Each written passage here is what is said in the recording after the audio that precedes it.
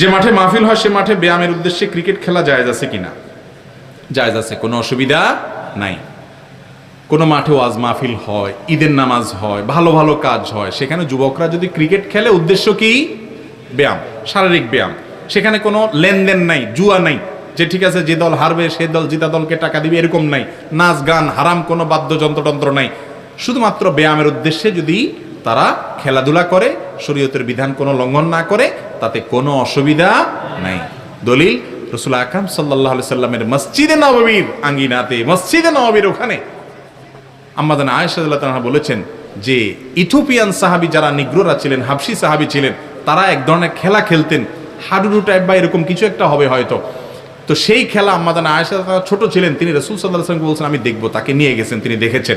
তাহলে এই যে তারা খেলেছেন, রাসূল সাল্লাল্লাহু আলাইহি ওয়াসাল্লাম এলাও করেছেন, তাহলে বোঝা গেছে আমাদের মাঠে যুবকরা যদি খেলে সেখানে হারাম এবং অনাচার কোনো কিছু না থাকে, তাতে কোনো অসুবিধা নাই।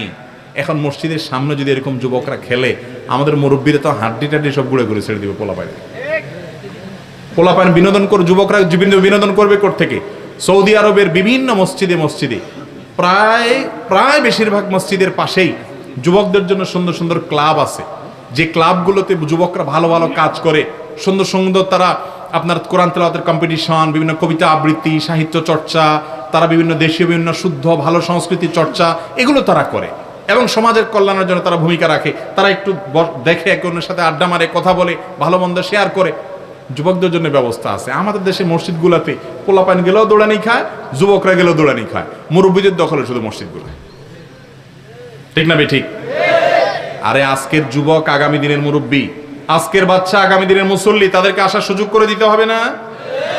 অতএব মসজিদের যদি মাঠ থাকে, খোলা জায়গা থাকে, সেখানে যুবকরা যদি হারাম কিছু না করে এমনি বিনোদনের জন্য, আপনার শরীরের কসরতের জন্য, আনন্দের জন্য তারা যদি একটু দৌড়াদৌড়ি করে খেলে, এটা নিয়ে বাড়াবাড়ি করা, এটা হলো রাসূল সাল্লাল্লাহু আলাইহি ওয়াসাল্লামের চাইতে বড় দিনদার সাজার শামিল।